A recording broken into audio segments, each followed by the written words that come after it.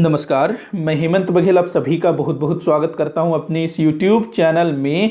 भारतीय इतिहास से संबंधित ऐसे प्रश्नों पर हम लोग डिस्कस कर रहे थे जो कि CGPSC और दूसरी परीक्षाओं में बार बार पूछी जाती है। तो मैं 10 क्वेश्चन लेता हूं और सभी क्वेश्चन को डिटेल में एक्सप्लेन करता हूं। तो आज भी मैंने 10 क्वेश्चन लिया है, तो आप लोग वीडियो को आखिर तक देखिएगा और क्वेश्चंस को सॉल्व करने की भी कोशिश करिएगा और मुझे कमेंट करके बताइएगा कि आपसे कितने क्वेश्चन सॉल्व हुए।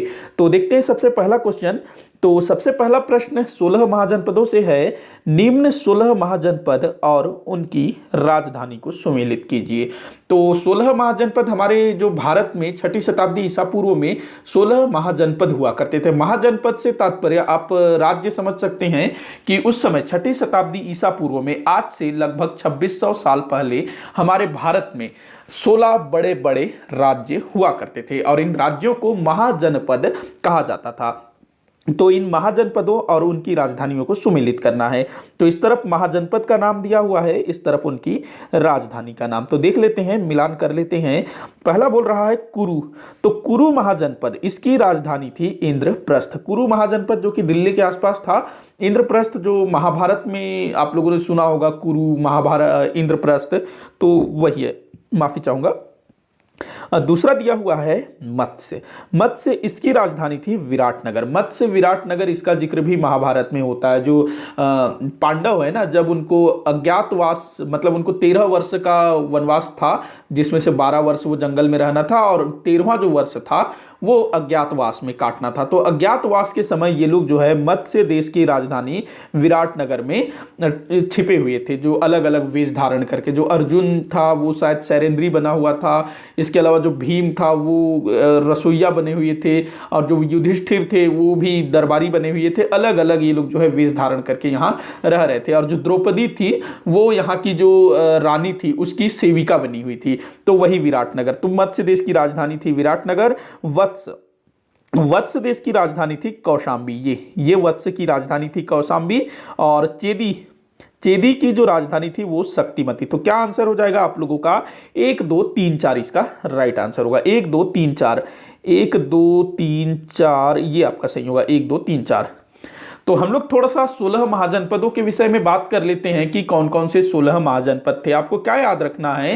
तो सबसे पहला तो आपको ये याद रखना है कि 16 महाजनपद कौन कौन थे, उनकी राजधानियां। ये बस इतनी ही चीजें पूछी जाती है और कुछ ही महाजनपद है जिनके बारे में थोड़ा सा आपको पढ़ना होगा, 1 2 शासकों का नाम और कोई स्पेशल चीज। तो 16 महाजनपद कौन कौन से थे देख लेते हैं। सबसे पहला था आपका अंग महाजनपद। अंग महाजनपद आज का जो पश्चिम बंगाल है ना, उस तरफ ये हुआ करता था और ये सर्वाधिक पूर्वी महाजनपद था। अंग महाजनपद, इसकी राजधानी थी चंपा। राजधानी क्या थी? चंपा, जिसको मालिनी भी बोला जाता था। कई बार पूछा गया है मालिनी किसका नाम था, तो चंपा।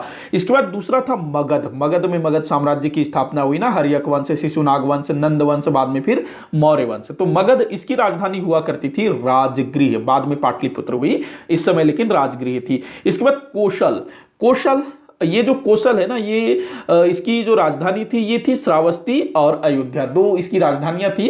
दरअसल होता यह है कि कालांतर में कोसल का विभाजन हो जाता है, उत्तर कोसल, दक्षिण कोसल। उत्तर की राजधानी होती है अयोध्या और दक्षिण की राजधानी कोसल। अयोध्या के दक्षिण की राजधानी, दक्षिण कोसल की राजधानी श्रावस्ती। देखो, कोसल का 2 विभाजन, उत्तर कोसल का अयोध्या और दक्षिण कोसल का श्रावस्ती। और वहीं अयोध्या के लिए कई बार साकेत नाम भी मिलता है, अयोध्या के स्थान पर साकेत। ये वही अयोध्या है जो अपने राजा रामचंद्र जी वाली। और महाजनपद काल में यहाँ का शासक होता था प्रसेनजीत, याद रखेंगे, प्रसेनजीत, कोसल का राजा। इसके बाद काशी महाजनपद। काशी महाजनपद, इसकी राजधानी थी वाराणसी। आज का जो वाराणसी है ना, बनारस, उसी के आसपास वाला क्षेत्र। काशी महाजनपद का नाम, राजधानी थी वाराणसी। और इस काशी के एक राजा थे अश्वसेन, और अश्वसेन के पुत्र कौन थे?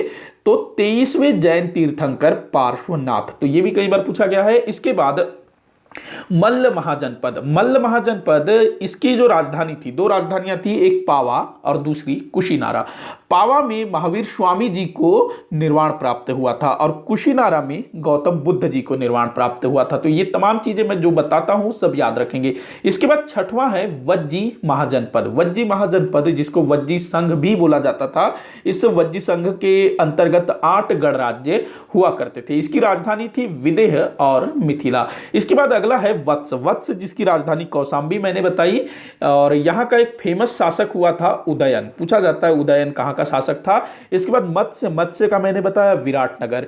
मत्स्य के बाद सूरसेन, सूरसेन की राजधानी थी मथुरा, आज की जो मथुरा नगरी है ना आगरा के निकट, तो वो महाजनपद हुआ करती थी सूरसेन और राजधानी होती थी मथुरा। इसके बाद पांचाल, पांचाल की राजधानी थी अहिछत्र और इसकी दूसरी राजधानी थी काम्पिल्य। अहिछत्र और काम्पिल्य। पांचाल वही महाजनपद है, वही स्थल है जहां से जो पांडवों की जो पत्नी थी ना पांचाली, यहीं की थी, तो ये भी आप लोग ध्यान रखेंगे। इसके बाद अवंती, अवंती जो आज का जो उज्जैन है ना मध्य प्रदेश में, उस तरफ था अवंती, अवंती महाजनपद। इसकी दो राजधानियां थी, उज्जैन और महिष्मती, उज्जैन और महिष्मती। इसके बाद अस्मक, अस्मक ये सर्वाधिक दक्षिण में स्थित महाजनपद था अस्मक, और इसकी जो राजधानी थी पोतन, पोतन अथवा पैठन। इसके बाद कुरु महाजनपद जिसकी राजधानी इंद्रप्रस्थ मैंने बताया। इसके बाद चेदी महाजनपद जिसकी राजधानी मैंने शक्तिमती बताया। इसके बाद गांधार, गांधार सीधा आपका अफगानिस्तान पहुंच गए, देखो गांधार, इसकी राजधानी थी तक्षशिला, तक्षशिला जहां प्रसिद्ध विश्वविद्यालय हुआ करता था। और गांधार आप महाभारत में आप लोगों को याद होगा, गांधारी जो क्या कहते हैं दुर्योधन की जो माताश्री थी ना गांधारी, उसका फिर भाई था, क्या नाम था उसका, उसके भाई का शकुनी, जिसको बोला जाता था गांधार नरेश। तो ये आप लोग ध्यान रखेंगे। इसके बाद अगला है कंबोज, कंबोज इसकी राजधानी थी हाटक। तो ये 16 महाजनपद और उनकी राजधानियों के नाम आप लोग याद रखेंगे। अच्छा, ये जो 16 महाजनपद है इनके विषय में जानकारी कहां से प्राप्त होती है, तो बौद्ध धर्म और जैन धर्म ग्रंथों से इसके विषय में जानकारी प्राप्त होती है। जो बौद्ध धर्म है अंगुत्तर निकाय, वहां से जो है 16 महाजनपदों के विषय में जानकारी मिलती है। अंगुत्तर निकाय बौद्ध धर्म और जैन धर्म ग्रंथ भगवती सूत्र, दो नाम याद रखना है, अंगुत्तर निकाय बौद्ध धर्म और भगवती सूत्र जैन धर्म। इन दोनों ग्रंथों से इन 16 महाजनपदों के विषय में जानकारी प्राप्त होती है। कालांतर में जो मगध है ना उसके जो राजा थे वो लोग काफी शक्तिशाली होते चले गए और सभी महाजनपदों को जीत करके उन्होंने मगध के अंतर्गत मिला लिया और कालांतर में यहीं पर फिर मौर्य साम्राज्य की स्थापना होती है मगध में। तो ये सब आप लोग ध्यान रखेंगे। आगे बढ़ते हैं, अगला क्वेश्चन देखते हैं। सुमेलित करना है, बड़ा अच्छा क्वेश्चन है, कई बार ये पूछा गया है।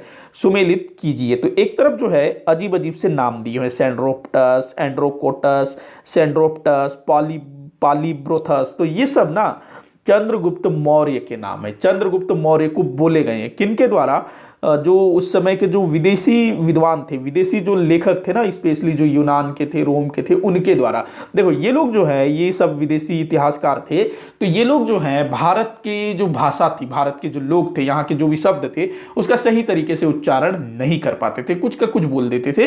तो ये लोग अपने हिसाब से नाम वगैरह लिख लेते थे और बाद में जो दूसरे आधुनिक समय में जो इतिहासकार हुए उनको फिर इन सब चीज़ों को साम्यता बिठाने में बड़ा दिक्कत हुआ। अच्छा, ये जो सेंड्रोकोटस है ये चंद्रगुप्त मौर्य को बोला जाता था। ये किसने सिद्ध किया, तो जेम्स प्रिंसेप, एक मिनट, विलियम जोन्स ने ना, विलियम जोन्स था कि जेम्स प्रिंसेप, हाँ विलियम जोन्स, विलियम जोन्स ने सेंड्रोकोटस की पहचान चंद्रगुप्त मौर्य के रूप में की थी। तो ये भी आप लोगों को पूछा जाता है। तो देख लेते हैं, इसको जोड़ी मिला लेते हैं कि किसने चंद्रगुप्त मौर्य को क्या कहा है। तो पहला बोल रहा है सेंड्रोकोटस, क्या बोल रहा है, सेंड्रोकोटस। तो देखो सेंड्रोकोटस किसने बोला, तो स्ट्रैबो एवं जस्टिन ने, स्ट्रैबो एवं जस्टिन ने चंद्रगुप्त मौर्य को सेंड्रोकोटस लिखा है। उसके बाद एंड्रोकोटस ये लिखा है एरियन ने। एंड्रोकोटस किसने लिखा है, एरियन ने। उसके बाद सेंड्रोप्टस, सेंड्रोप्टस ये किसने लिखा है, फिलार्कस ने। सेंड्रोप्टस फिलार्पस ने लिखा है, फिलार्कस। उसके बाद पालीब्रोथस ये किसने लिखा है, स्ट्रैबो ने। देखो पालीब्रोथस का क्या मतलब होता है, पाटलिपुत्रक, पाटलिपुत्रक। और जो स्ट्रैबो है उसने पाटलिपुत्र को लिखा है पालीब्रोथस, सॉरी पालीब्रोथस नहीं, ऐसी कुछ लिखा है पाटलिपुत्र को, और उसी से जो है इसने पालीब्रोथस निकाला है। तो ये आप लोग ध्यान रखेंगे। तो ये आप लोग जोड़ी मिला लीजिएगा, ए का 3, बी का 1, 3 1 4 2, 3 1 4 2 ये आपका आंसर हो जाएगा, 3 1 4 2। और ये आपको याद रखना है कि चंद्रगुप्त मौर्य को किस विद्वान ने क्या लिखा है, अक्सर पूछा जाता है। यहाँ मैंने चारों को एक साथ पूछ दिया है, ऐसा भी पूछा गया है, अधिकतर तो एक एक पूछा जाता है लेकिन इस टाइप से भी पूछा जाता है। और विलियम जोन्स का नाम याद रखेंगे, जो पहला विद्वान था जिसने सेंड्रोकोटस की पहचान चंद्रगुप्त मौर्य के रूप में की। चंद्रगुप्त मौर्य किस वंश की स्थापना की थी? मौर्य वंश की स्थापना की थी। इसका गुरु कौन था? चाणक्य था। इसने किस वंश का दमन किया? तो नंद वंश के अंतिम शासक घनानंद को अपदस्थ करके इसने मौर्य वंश की स्थापना की। इसका बेटा हुआ बिंदुसार, और बिंदुसार का बेटा हुआ अशोक। आगे बढ़ते हैं, अगला क्वेश्चन देखते हैं। वेदों से संबंधित उपवेदों को सुमेलित कीजिए। देखो फिर से आपको जो है सुमेलित करने वाला क्वेश्चन, इसी टाइप के क्वेश्चन मैं लूंगा और अच्छे से उसको एक्सप्लेन करूंगा। तो सुमेलित कर लेते हैं। इस तरफ जो है वेदों के नाम दिए हुए हैं, 4 वेद हैं, ऋग्वेद, सामवेद, यजुर्वेद और क्या कर अरे यहाँ पर ना यजुर्वेद लिखना था, थोड़ा सा मिस्टेक हो गया। ऋग्वेद, सामवेद, यजुर्वेद और अथर्ववेद, यहाँ अथर्ववेद होना था, माफी चाहूंगा। तो 4 वेद आपको सबसे पहले तो चारों वेदों के नाम याद रखने। पहला ऋग्वेद, दूसरा सामवेद, तीसरा यजुर्वेद और चौथा अथर्ववेद। लिख देता हूं मैं यहाँ अथर्ववेद, ये आपका चौथा वेद अथर्ववेद। अब इन वेदों के ना अपने अलग अलग उपवेद भी हैं। तो जो ऋग्वेद है इसका उपवेद है आयुर्वेद, ऋग्वेद का उपवेद आयुर्वेद है, ऋग्वेद का उपवेद आयुर्वेद, याद रखेंगे। उसके बाद जो सामवेद है, सामवेद का जो उपवेद है ये है गंधर्ववेद, सामवेद का गंधर्ववेद, और यजुर्वेद का है धनुर्वेद, यजुर्वेद का धनुर्वेद, अथर्ववेद का शिल्पवेद। तो आपका क्या आंसर हो जाएगा? 4 3 2 1, 4 3 2 1। तो आप लोग एक बार मिला लेंगे, ऋग्वेद का आयुर्वेद, सामवेद का यजुर्वेद, सामवेद का गंधर्ववेद। देखो फिर से मिलाते हैं, ऋग्वेद का आयुर्वेद, सामवेद का गंधर्ववेद, यजुर्वेद का धनुर्वेद और अथर्ववेद का शिल्पवेद। तो 4 3 2 1 ऐसे आप लोग याद रखेंगे। तो ये तो थे उपवेद। तो आपका कौन सा आंसर सही हो जाएगा? ये 4 3 2 1।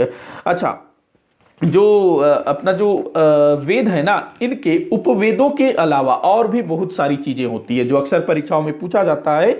जैसे कि इनके रचयिता कौन कौन है? तो ऋग्वेद के जो रचयिता माने जाते हैं इसके उपवेद के, तो वो थे प्रजापति ब्रह्मा। उसके बाद दूसरे नंबर पर, दूसरा जो नंबर है उसके जो रचयिता थे वो थे नारद। मतलब सामवेद के रचयिता कौन थे? सामवेद धनुर्वेद के सामवेद गंधर्ववेद के कौन थे? तो नारद थे। उसके बाद यजुर्वेद, यजुर्वेद का उपवेद क्या है? धनुर्वेद, तो इसके रचयिता थे विश्वामित्र। उसके बाद अथर्ववेद, अथर्ववेद का उपवेद शिल्पवेद, इसके रचयिता थे विश्वकर्मा। देखो पहले के प्रजापति ब्रह्मा, दूसरे में नारद, तीसरे में विश्वामित्र, चौथे में विश्वकर्मा। मैंने ना वेदों के संबंध में जो भी उपवेद है, जो उसके रचयिता हैं, जो ब्राह्मण हैं, तो इन सब पे मैंने एक चार्ट बनाया हुआ है जिसको मैंने वीडियो के माध्यम से अच्छे से समझाया है। आप उसको देखेंगे तो आपको एक बार में ये सारा कुछ याद रखे हो जाएगा। इसके अलावा इन वेदों के अपने अपने ब्राह्मण ग्रंथ भी हैं। तो ब्राह्मण ग्रंथ भी पूछा जाता है, जैसे कि ऋग्वेद के 2 ब्राह्मण ग्रंथ हैं, ऐत्रेय ब्राह्मण और कौशिकी ब्राह्मण। उसके बाद जो सामवेद है, सामवेद, इसके 4 ब्राह्मण है, 4 ब्राह्मण ग्रंथ हैं, पंचविश, षड्विश, तांडव और जैमिनी, किसके? सामवेद के। इसके बाद जो यजुर्वेद है ना, यजुर्वेद के 2 ब्राह्मण ग्रंथ हैं, शतपथ ब्राह्मण और तैत्तिरीय ब्राह्मण। उसके बाद अथर्ववेद, अथर्ववेद का केवल 1 ब्राह्मण ग्रंथ है, गोपथ ब्राह्मण।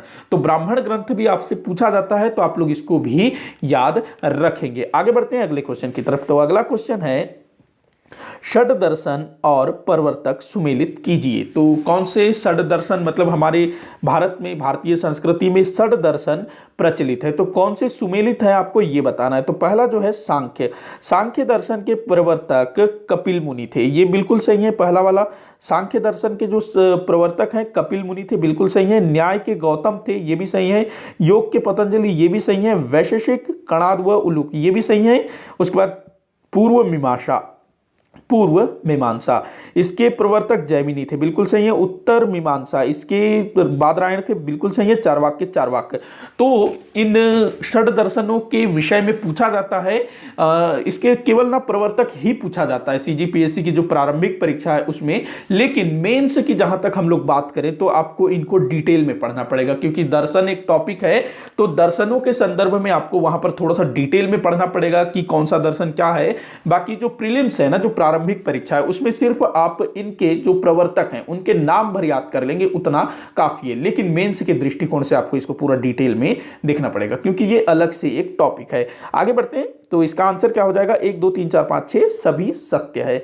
अगला क्वेश्चन है, ऐतरेय ब्राह्मण में वर्णित शासन प्रणाली के अनुसार कौन सुमेलित नहीं है।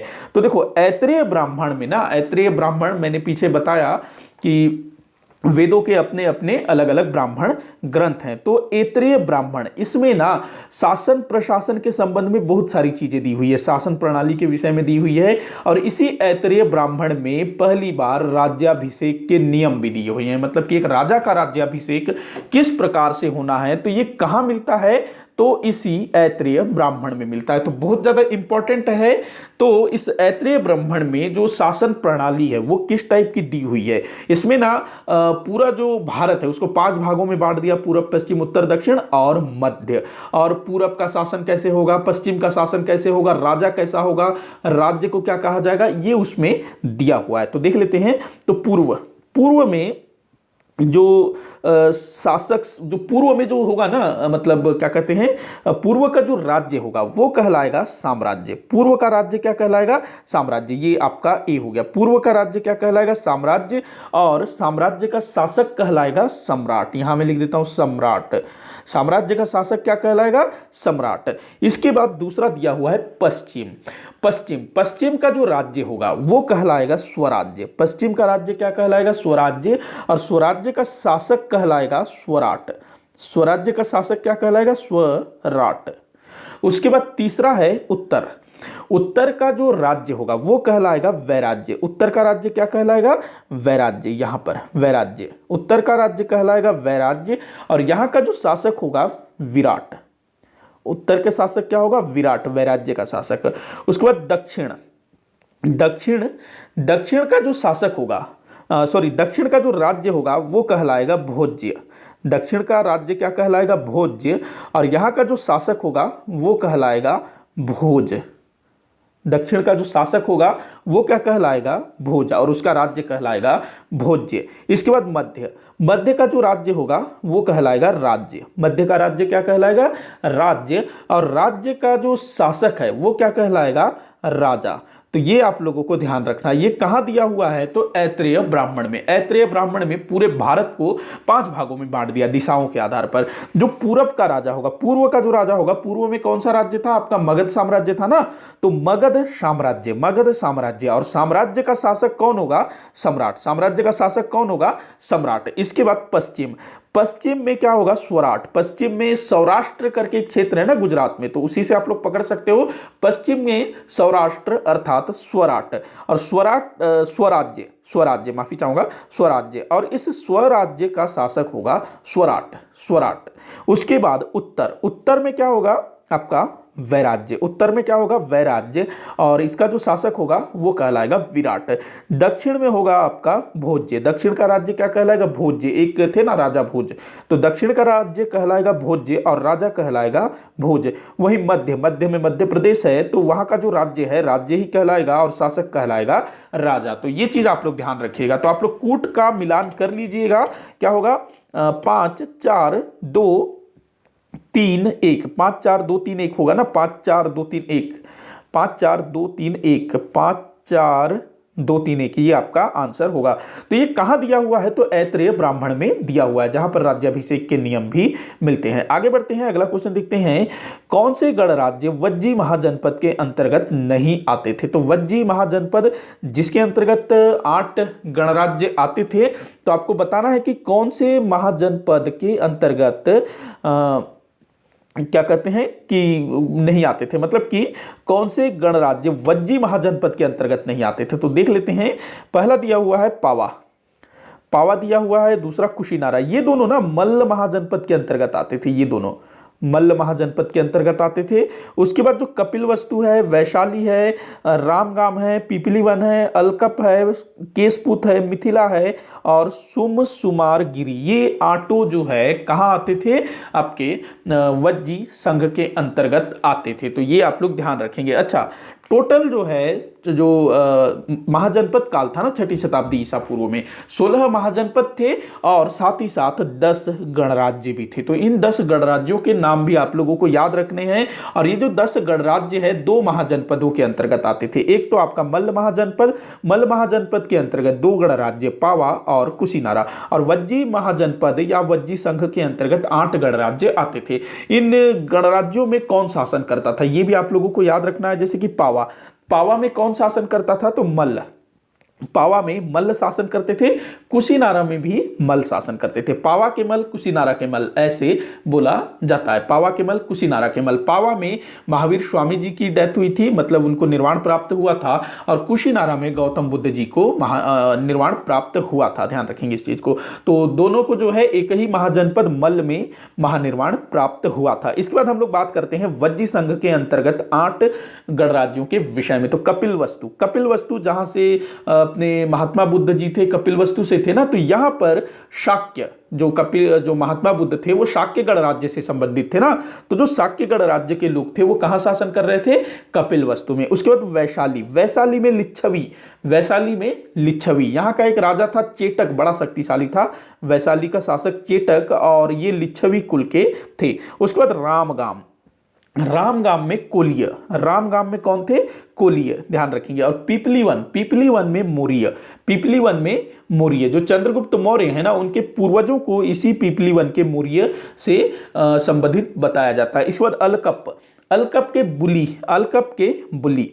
बुली याद रखेंगे। उसके बाद केसपूत के कलाम, अब्दुल कलाम जी थे ना, वही वाला कलाम, केसपूत के कलाम। उसके बाद मिथिला में कौन थे, मिथिला के विदेह। देखो जो सीता माता थी ना वो मिथिला की थी ना, मिथिला क्षेत्र की थी माता सीता, तो वो याद रखेंगे आप लोग, मिथिला विदेह, यहां पर विदेह लोग शासन करते थे। उसके बाद सुमसुमारगिरी, इनका जैसा नाम है ना वैसे इनके लोग भी थे, इनको भग बोला जाता था, भग। तो ये टोटल 10 हैं, तो आपको याद रखना है। 2 इनमें से मल्ल के हैं, पावा और कुशीनारा के। तो आगे बढ़ते हैं, इनसे भी प्रश्न पूछा ही जाता है, ध्यान रखेंगे। तो आपका आंसर क्या हो जाएगा, माफी चाहूंगा, आपका आंसर क्या हो जाएगा, कौन नहीं आते थे, तो 1 और 2 नहीं आते थे, ये आपका आंसर होगा। अगला क्वेश्चन देखते हैं, बुद्धकालीन प्रसिद्ध 6 नगर कौन से थे। तो आज के जो क्वेश्चन है ना थोड़े से मैंने ज़्यादा टफ लिए हैं, मुझे ऐसा लग रहा है, लेकिन कई सारे बच्चों के लिए ना बहुत ज़्यादा ईजी भी होगा। देखते हैं, आप लोग मुझे कमेंट करके बताइएगा किसको टफ लगा, किसको ज़्यादा ईजी लगा। और क्वेश्चन बहुत ज़्यादा इंपॉर्टेंट है, पूछे जा सकते हैं, और ऐसे ही क्वेश्चंस को ना अधिकतर बच्चे छोड़ के आ जाते हैं, क्योंकि इस टाइप के जो चीज़ें हैं अधिकतर पुस्तकों में मिलती भी नहीं है। तो यहाँ जो प्रश्न दिया है, बुद्धकालीन प्रसिद्ध 6 नगर कौन से थे, तो ये क्वेश्चन, इसका आंसर आपको अधिकतर पुस्तकों में नहीं मिलेगा, लेकिन प्रश्न जो है मैंने देखा कुछ पेपर में पूछा गया था। तो बुद्धकालीन प्रसिद्ध 6 नगर, तो टोटल 8 नगरों का नाम दिया हुआ है। इनमें से जो 6 नगर है वो महात्मा बुद्ध जी के समय में थे महत्वपूर्ण, प्रसिद्ध। तो पहला बोल रहा है चंपा, जो कि अंग महाजनपद की राजधानी थी, ये था मतलब गौतम बुद्ध जी के समय में प्रसिद्ध नगर था। उस बाद राजगृह, जो कि मगध की राजधानी थी, ये भी उस समय था। उस बाद पाटलिपुत्र, देखो पाटलिपुत्र नहीं था, पाटलिपुत्र नगर की स्थापना ना आगे चल करके महात्मा बुद्ध जी के बाद हर्यक वंश के एक शासक जो कि मगध में शासन करते थे, हर्यक वंश का शासक था उदयन, उसके द्वारा गंगा नदी के तट पर पाटलिपुत्र नगर की स्थापना की थी। तो महात्मा बुद्ध जी के बाद पाटलिपुत्र नगर की स्थापना हुई, तो महात्मा बुद्ध के समय में पाटलिपुत्र नहीं थी। तो बच्चे यहाँ पर पाटलिपुत्र को जो है महात्मा बुद्ध का समकालीन लगा देते हैं। अगला दिया हुआ है श्रावस्ती, जो कि कोसल की राजधानी है ना, कोसल महाजनपद की, तो ये भी थी।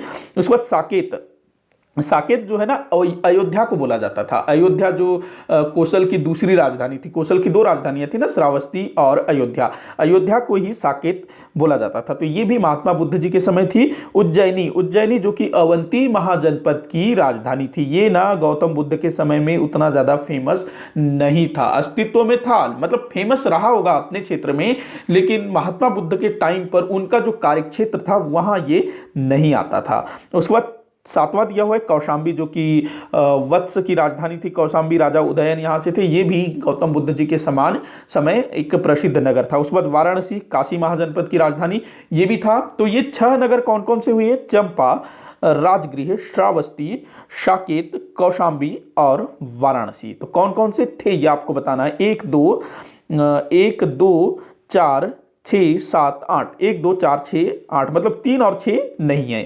तो देख लेते हैं कहाँ पर 3 और 6 नहीं है, इसमें भी 3 है, इसमें भी 3 है, इसमें भी 3 है, तो ये आपका राइट आंसर हो जाएगा 1 2 4 5 7 8, 1 2 4 5 7 8। तो पाटलिपुत्र और उज्जैनी ये जो है महात्मा बुद्ध जी के समय के प्रसिद्ध 6 नगरों में नहीं आते थे, ध्यान रखेंगे। आगे बढ़ते हैं, अगला क्वेश्चन देखते हैं। बाबर द्वारा लड़े गए युद्धों का सही कालक्रम बताइए। अब जो है कई सारे लोगों को अच्छा लगा होगा कि कुछ तो ढंग का क्वेश्चन आया जिसको हम लोग सॉल्व कर सकेंगे, तो चलो सॉल्व करके देख लेते हैं। तो बाबर द्वारा लड़े गए युद्धों का सही कालक्रम, तो बाबर ने भारत में प्रमुखतः 4 युद्ध लड़े थे। देखो वैसे तो बाबर ने बहुत सारी लड़ाइयां लड़ी थी भारत में, लेकिन उसके द्वारा जो 4 युद्ध लड़े गए थे बैक टू बैक, बिल्कुल 1526, 27, 28, 29 ऐसे लड़े गए थे। तो ये युद्ध बड़े इंपॉर्टेंट है, अक्सर परीक्षाओं में पूछा जाता है, मतलब कि जितने भी एग्जाम होते हैं ना, एग्जाम लेने वालों का ये बड़ा फेवरेट क्वेश्चन है, यहाँ से क्वेश्चन पूछा ही जाएगा। तो सबसे पहले हुआ था पानीपत की लड़ाई, कब हुआ था? 1526 में बाबर और इब्राहिम लोदी के बीच, और इसी युद्ध में क्या हुआ था? पहली बार तोप खाने का प्रयोग हुआ था, तुलगमा युद्ध नीति का प्रयोग हुआ था। और इस युद्ध में जो इब्राहिम लोदी था, दिल्ली सल्तनत के लोदी वंश का शासक, वो दिल्ली सल्तनत का आखिरी शासक बन गया। क्यों? क्योंकि जो लोदी हैं वो हार जाते हैं, इब्राहिम लोदी युद्ध क्षेत्र में ही मारा जाता है। युद्ध क्षेत्र में मारा जाने वाला मध्यकालीन भारत का एकमात्र शासक, ये भी अपने आप में एक स्पेशल चीज है, ध्यान रखेंगे। और बाबर जो है उसके पूरे क्षेत्र पर अधिकार कर लेता है। इस वक्त खानवा का युद्ध ये लड़ा गया था 1527 में। देखो इब्राहिम लोदी के बाद अगला जो व्यक्ति जो कि बाबर के लिए चुनौती बन सकता था वो था राणा सांगा, मेवाड़ का शासक था। तो खानवा नामक स्थान पर भीषण युद्ध होता है और राणा सांगा को यहाँ पर हार का सामना करना पड़ता है, मतलब बाबर फिर से जीत जाता है। 4 युद्ध जीता था बाबर। उसके बाद चंदेरी जो कि मध्य प्रदेश में है, ये हुआ था आपके 1528 में, चंदेरी का युद्ध। चंदेरी का युद्ध किसके बीच हुआ था? तो बाबर और मेदिनी राय के बीच। मेदिनी राय एक राजपूत सरदार था और बाबर इसको भी जीत लेता है। घाघरा का युद्ध 1529, ये जो है बिहार और बंगाल क्षेत्र में जो अफगान लोग थे ना, उनके विरुद्ध बाबर ने लड़ा था और इस युद्ध में भी बाबर की जीत होती है और इस तरह से भारत में मुगल सत्ता स्थापित हो जाती है। 1530 में इसकी डेथ हो जाती है। देखो 4 युद्ध लड़ा बैक टू बैक, 1530 में डेथ हो गया। इसका ट्रिक, एक बड़ा फेमस ट्रिक प्रचलित है, बाबर आया, खाना खाया, चंदा दिया, उसके बाद घर गया, सो गया, ऐसे आप लोग बना सकते हो। देखो बाबर आया, पानी पिया, खाना खाया, चंदा दिया, घर गया और सो गया। सो गया मतलब 1530 में इसकी डेथ हो जाती है, मतलब सो गया। इसकी डेथ हुई ना बड़े अतरंगी तरीके से हुई थी। ऐसा लिखा गया है कि इसका जो बेटा था हुमायूं, वो बीमार पड़ जाता है और जो बाबर था ये अपने बेटे से बड़ा प्यार करता था, तो ये अल्लाह के सामने दुआ करता है, मतलब कि प्रार्थना करता है कि मेरे बेटे को जो है ठीक कर दो, हो सके तो उसके बदले मेरे को ले जाओ, इस टाइप से बोलता है बाबर। और ऐसा कहा जाता है कि अल्लाह ने इसकी सुन ली और जो हुमायूं है वो धीरे धीरे ठीक होने लगा और बाबर जो है धीरे धीरे खटिया पकड़ने लग गया और एक दिन जो है हुमायूं पूरी तरह से ठीक हो जाता है और बाबर की डेथ हो जाती है। तो ये लिखा गया है ऐसा। बाबर ने अपनी आत्मकथा लिखी है तुजुके बाबरी, जिसका बाद में फारसी भाषा में अनुवाद हुआ अब्दुल रहीम खाने खाना के द्वारा। किस नाम से? बाबरनामा के द्वारा। इसने तुर्की में लिखी थी और जो अब्दुल रहीम खाने खाना है उसको फारसी में अनुवाद किया था। मुगलों की राजभाषा थी फारसी, ध्यान रखेंगे। और जब अंग्रेज आए ना तो अंग्रेजों ने भी लगभग 1835 तक फारसी से ही काम चलाया था। ये चीज भी आपको ध्यान रखना है। 1835 में वो फिर बाद में लॉर्ड मैकाले की जो योजना पास हुई ना, उसके बाद फिर अंग्रेजी प्रॉपर लैंग्वेज बनी। तो ये सब चीज ध्यान रखेंगे। आगे बढ़ते हैं, अगला क्वेश्चन देखते हैं। तो आपका क्या आंसर हो जाएगा देख लेते हैं। 2 1 3 4, 2 1 3 4, 2 1 3 4, ये आपका आंसर होगा। अगला क्वेश्चन है, 1 मिनट, क्या हुआ, 7 8 9वां क्वेश्चन छूट गया क्या? शायद आज 9 ही क्वेश्चन लिया मैंने, आगे क्वेश्चन नहीं लिखा है, शायद 8 के बाद सीधा 10 कर दिया। चलो कोई बात नहीं, मैं अगले वाले वीडियो में ना एक एक्स्ट्रा क्वेश्चन ले लूंगा। तो देखते हैं अगला क्वेश्चन। छत्रपति शिवाजी महाराज का उत्तराधिकारी कौन हुआ? तो छत्रपति शिवाजी महाराज, इनका जो उत्तराधिकारी हुआ वे हुए संभाजी महाराज। छत्रपति संभाजी महाराज, जो छत्रपति शिवाजी महाराज थे, इनकी डेथ कब हुई? 1680 में।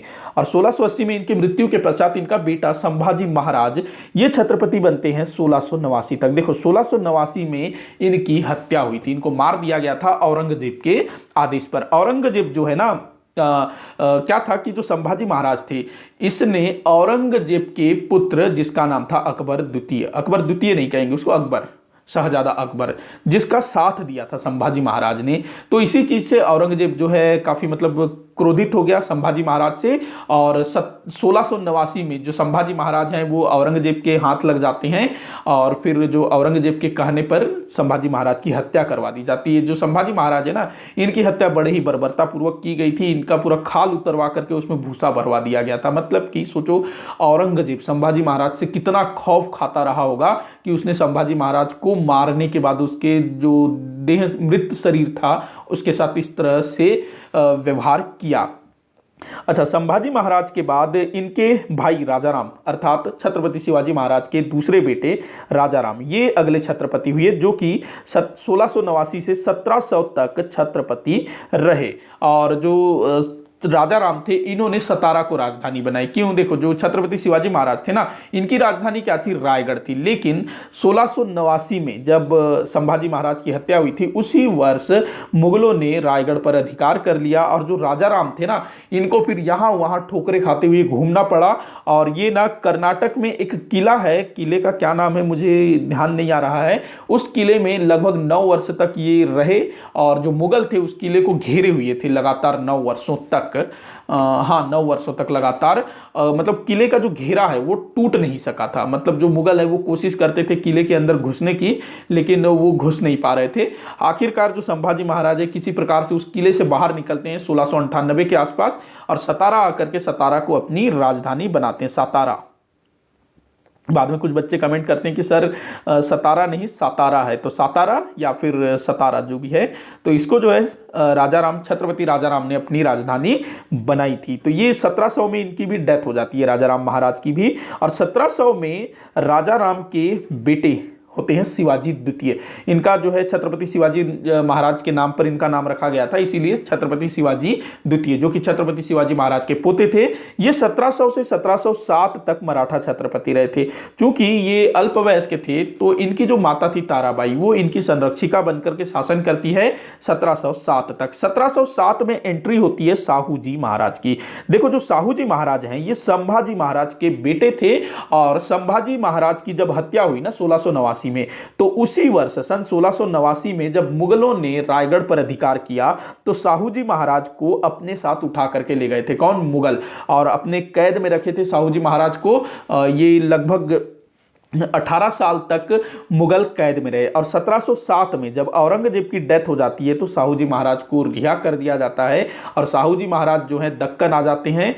और चूंकि जो अपने जो शिवाजी द्वितीय हैं ये अल्पवयस्क थे, और ताराबाई जी इनकी संरक्षिका बनकर शासन कर रही थी, तो जो मराठे हैं उनको कोई योग्य व्यक्ति चाहिए था, तो साहू जी महाराज ये फिर जो है सत्ता ले लेते हैं यहाँ पर। तो 1707 में साहू जी महाराज ये अगले छत्रपति बनते हैं। तो ये तमाम चीजें आप लोग ध्यान रखिएगा। और जो साहू जी महाराज हैं इनकी मृत्यु हुई थी 1749 में। और इन्हीं के शासन काल में जो पेशवा है ना, वो शक्तिशाली होते चले गए, मतलब कि पेशवा को पावर देते चले गए जो छत्रपति थे।